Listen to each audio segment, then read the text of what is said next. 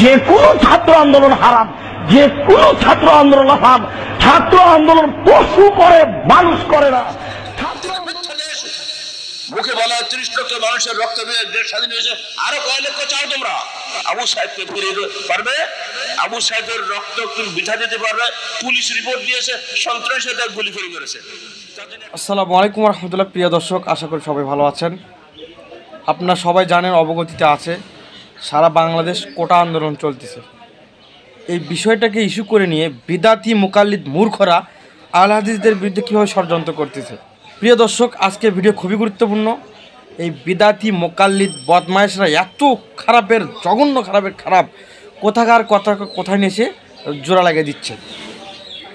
মনোযোগ দিয়ে পুরো ভিডিওটা দেখবেন, আংশিক দিয়ে কোনো মন্তব্য করবেন না।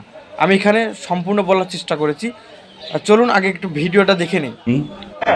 যে কোনো ছাত্র আন্দোলন হারাম, যে কোনো ছাত্র আন্দোলন হারাম। ছাত্র আন্দোলন পশু করে, মানুষ করে না। ছাত্র আন্দোলন পশু করে, মানুষ করে না। ছাত্র আন্দোলন পশু করে, মানুষ করে না। প্রিয় দর্শক, এখন এই বক্তব্য শুনে মনে হচ্ছে খুবই খারাপ লাগতেছে। আব্দুর রাজ্জাক বিন ইউসুফ হাফিজাহুল্লাহ এনার যে বক্তব্যটা, এটা শুনে আসলে সবারই খারাপ লাগার কথা। তবে আল্লাহর কসম, আল্লাহর কসম, আল্লাহে তাল্লাহে বিল্লাহে, আল্লাহর কসম, এই বক্তব্য আজ থেকে 4-5 বছর আগের বক্তব্য। সেটাকে টেনে এখন এই বিদাতি মুকাল্লিদরা নিয়ে আসে মানুষকে বিভ্রান্ত করতেছে। এদের কাজে বিভ্রান্ত করা। এরা কোরআন হাদিস দিয়ে মানুষদেরকে বিভ্রান্ত করে, মুখরোচক কথা দিয়ে। আবার বিভিন্ন বক্তব্য, কোথাকার কোন বক্তব্য টেনে এসে এখন এগুলো উপস্থাপন করে মানুষকে বিভ্রান্ত করছে। অথচ সম্প্রতি সময়ে বাংলাদেশ আহলে হাদিস আন্দোলনের আমির ডক্টর আসাদুল্লাহ গালিব স্যার গত 2 আগস্ট শুক্রবারে একটি জলময় বক্তব্য দিয়েছেন। চলুন সে বক্তব্য শুনবো ইনশাআল্লাহ। কিসের স্বাধীন দেশ? মিথ্যা দেশ। মুখে বলা 30 লক্ষ মানুষের রক্ত দেশ স্বাধীন হয়েছে, আরো কয় লক্ষ চাও তোমরা? আবু সাইদকে ফিরিয়ে পারবে?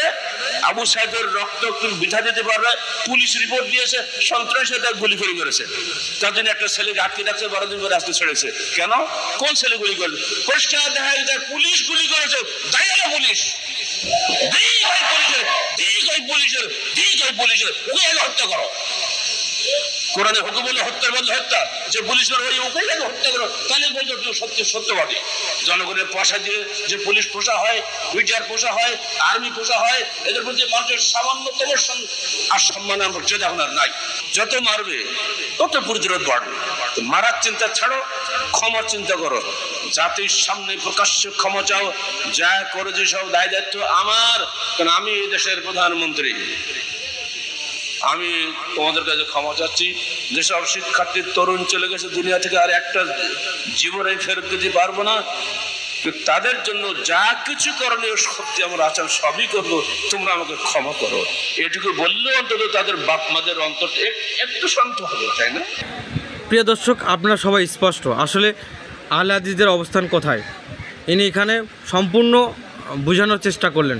অথচ বেদাতি মুকাল্লিদরা কোন পুরাতন এক ভিডিও নিয়ে এসে এখন বলতেছে যে আহলে হাদিসরা দেখেন ছাত্রদের বিপক্ষে কথা বলতেছে। যাই হোক, আমরা এতটুকুই বলতে চাই, আল্লাহ সকলকে হিদায়াত দান করুক, বোঝার তৌফিক এনায়েত করুক। এমন কোনো কাজ করেন না যাতে আল্লাহর কাছে এই কাজের জন্য জবাবদেহি হতে হয়।